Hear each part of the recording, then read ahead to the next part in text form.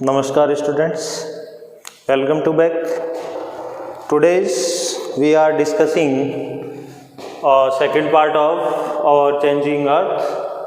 इस changing earth वाले chapter में अपन देखते हैं सेकंड पार्ट में। फर्स्ट में अपन ने देखा था कि अर्थ में किस तरह से चेंजेज आता है।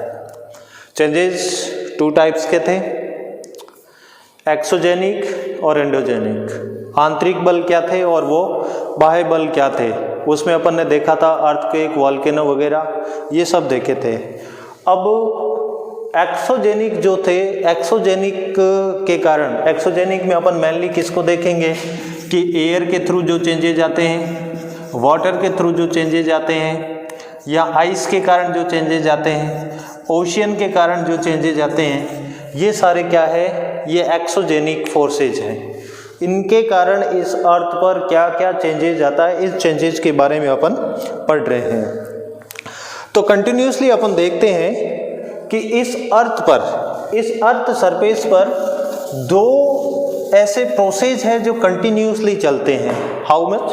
To process. एक तो है वेदरिंग एंड एक है इरेजन। ये इसको अपन हिंदी में कहेंगे तो एक जनरली कहते हैं कि एक तो अपक्ष है और दूसरा क्या है, अपर्दन है ना। दोनों को कहेंगे तो अनाच्छादन कहलाते हैं। तो इन दोनों से क्या क्या चेंजेस आते हैं ये है अपन देखते हैं। और लेकिन देखते हैं कि ये दोनों होते क्या है। फर्स्ट ऑफ ऑल अपन देखते हैं what is weathering, define it. इसको कैसे डिफाइन करेंगे, तो आप क्या लिखेंगे कि ब्रेकिंग ऑफ द रॉक्स। किसका ब्रेकिंग ऑफ, किसकी ब्रेकिंग, इसका टूटना। किसका टूटना? रॉक का, चट्टानों का टूटना।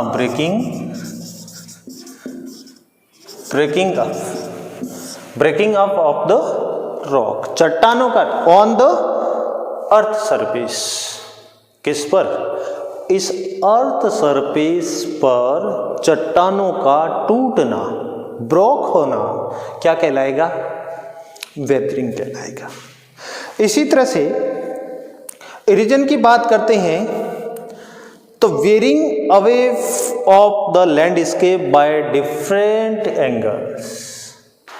कि वेयरिंग अप होती है, ये इसमें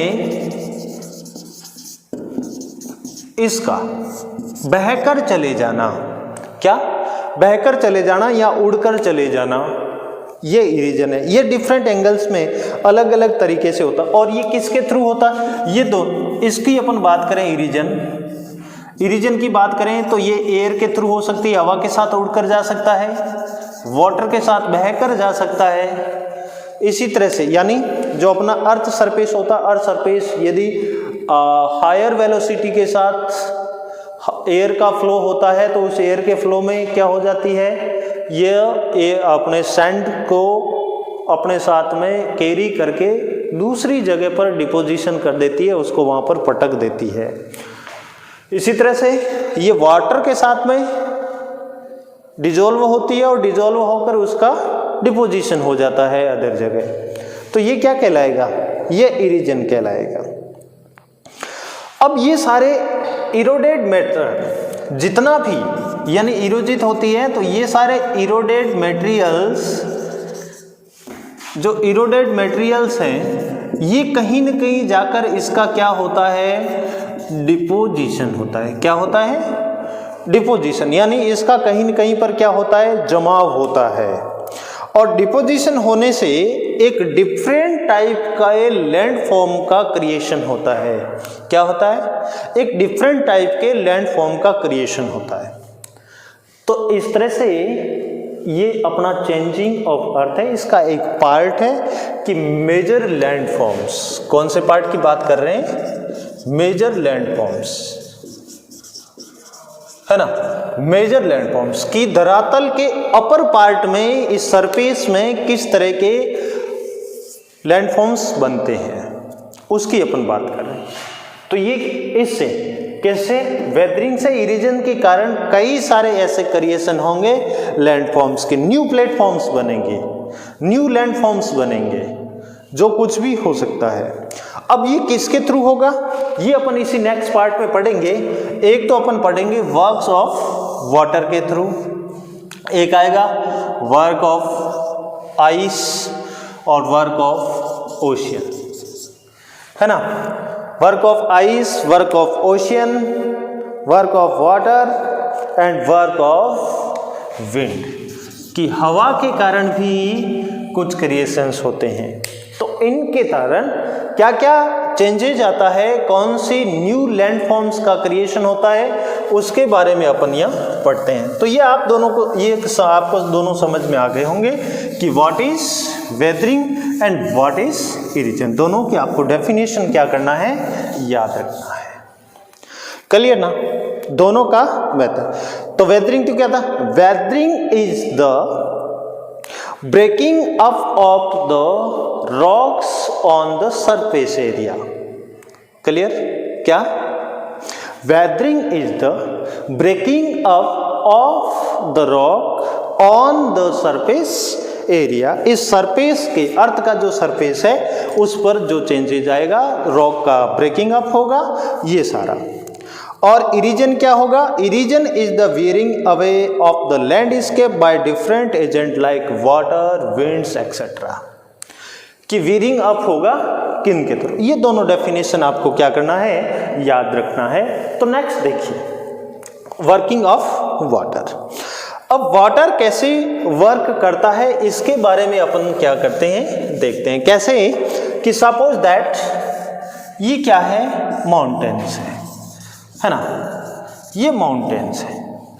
अपन जनरली देखते हैं कि अपने रिवर का ओरिजिन कहाँ से होता है, रिवर का ओरिजिन फुट और हिल्स से होता है। कहाँ से, फुट हिल्स से, कि जो पहाड़ियाँ हैं इन पहाड़ियों के फुट हिल्स से होते हैं, गिरिपात से होता है। यहाँ से छोटे छोटे चैनल्स होते हैं, ये चैनल्स यहाँ आकर एक बहुत बड़ी नदी का रूप धारण करता है। क्लियर ना, यानी एक रिवर बनती है।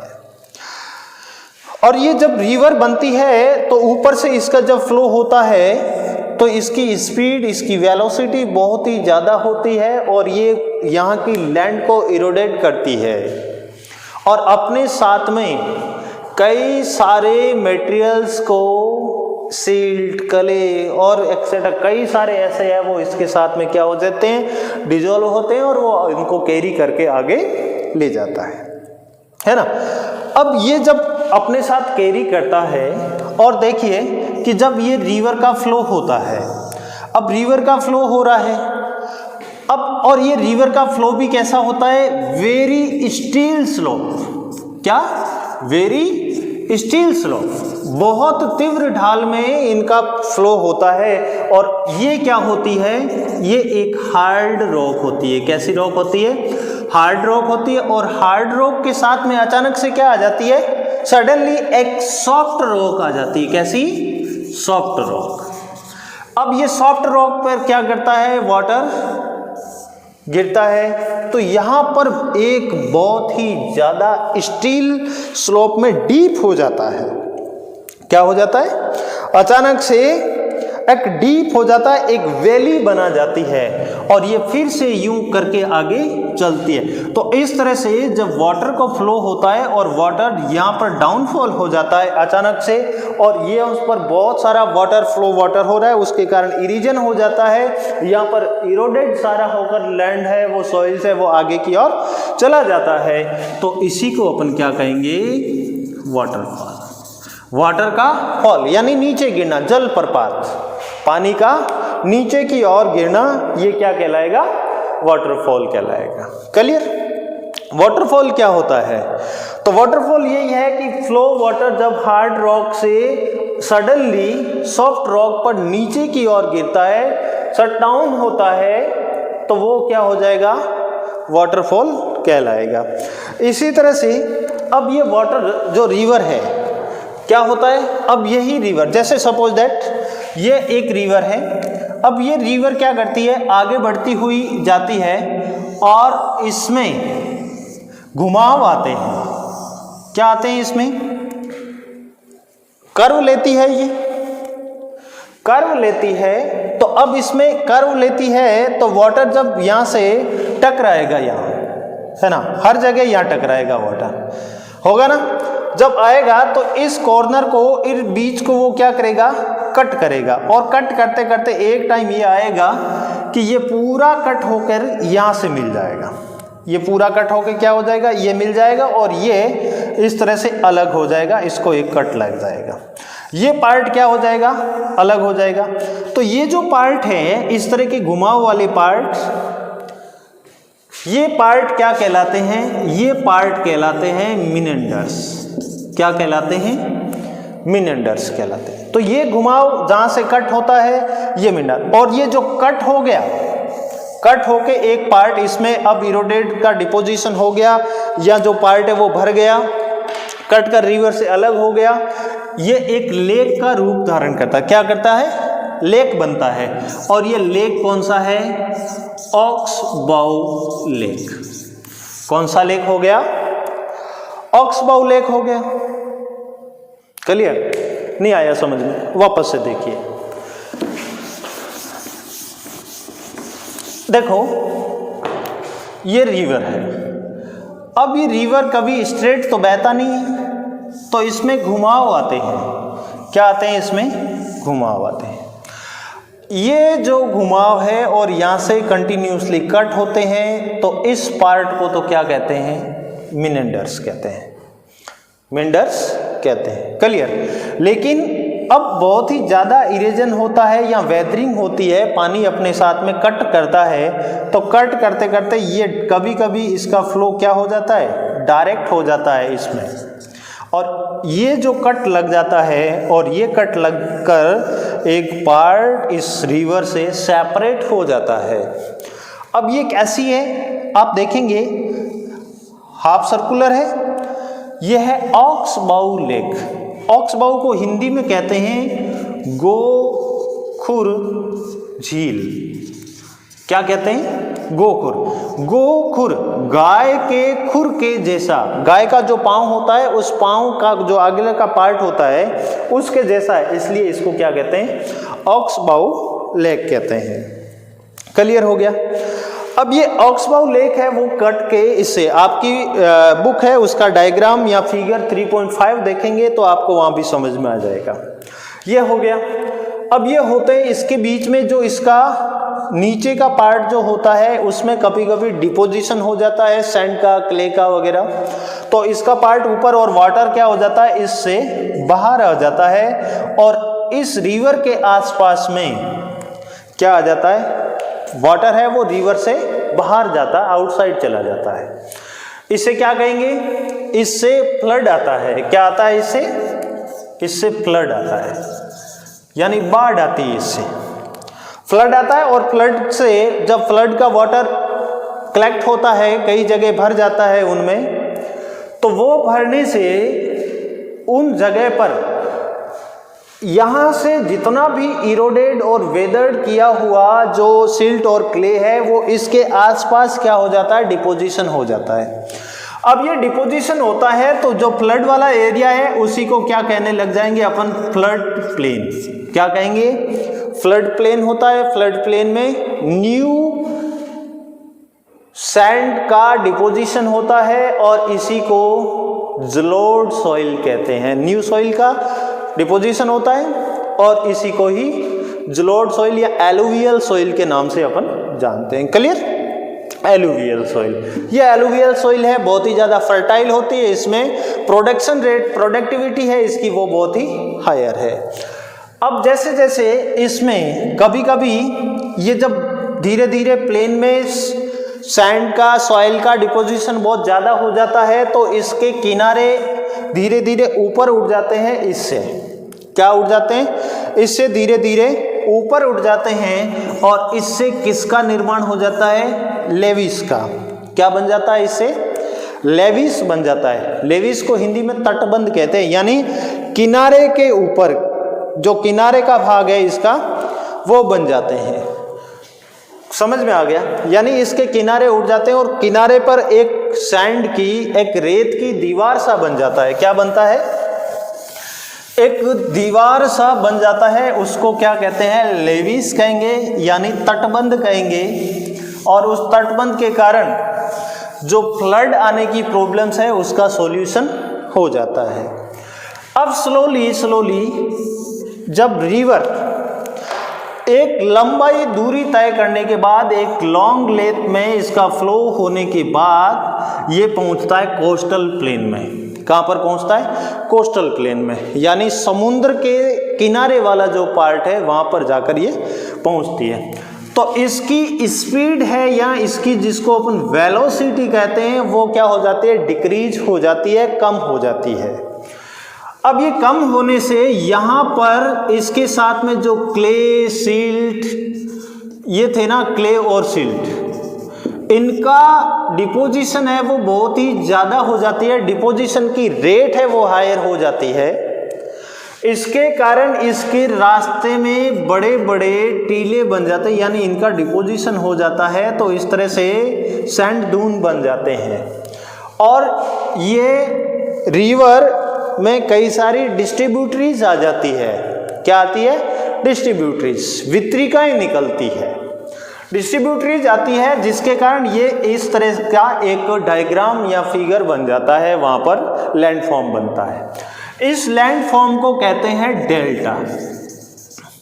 क्या कहते हैं इस लैंडफॉर्म को? डेल्टा कहते हैं।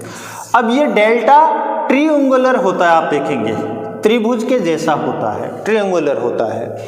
तो ये लास्ट देंगे, तो आप देखेंगे, वापस से एक बार देखेंगे कि जब रिवर का ओरिजिन होता है, रिवर के ओरिजिन के फर्स्ट में ही मिनेंडर्स बनते हैं, फिर ऑक्सबाउ लेक्स बनती हैं, फिर जब इनसे पानी बाहर जाता है तो क्या बनेगा? फ्लड प्लेन्स बनेगा। फ्लड प्लेन से आगे जाएंगे तो लेविस बन जाएंगे, बार बार डिपोजिशन होने के कारण। और एक बहुत लंबी दूरी तय करने के बाद में जब वेलोसिटी कम हो जाती है, तो वेलोसिटी कम होने से क्या बनेगा? डेल्टा। क्या बनेगा? डेल्टा। तो इतनी सारी डेफिनेशन आपको क्या करना है? याद रखना है कि ये सारे क्या है? ये मेजर लैंडफॉर्म्स हैं। किसके कारण क्रिएशन हुआ है? लैंडफॉर्म्स का ओरिजिन किससे हुआ है? एक्टिविटी ऑफ वाटर, है ना, जब पानी चल रहा है, या वर्क ऑफ द वाटर, पानी के कारण इतनी सारी एक्टिविटी। नेक्स्ट अपन वीडियोज में देखेंगे works of sea, works of ice and works of wind. इन तीनों को नेक्स्ट वीडियोज में देखेंगे। यहां तक आपको जरूर समझ में आ गया होगा। तो होमवर्क में भी आपको इतना ही करना है, इन सभी की डेफिनेशन लिखना है। क्लियर? जितना भी बताया इनकी डेफिनेशन वापस से नोट कर लीजिए, किस किस की लिखेंगे? Weathering, erosion, meanders, oxbow lake, flood plains, levees and delta. Clear? Okay, next video तक मिलते हैं अब।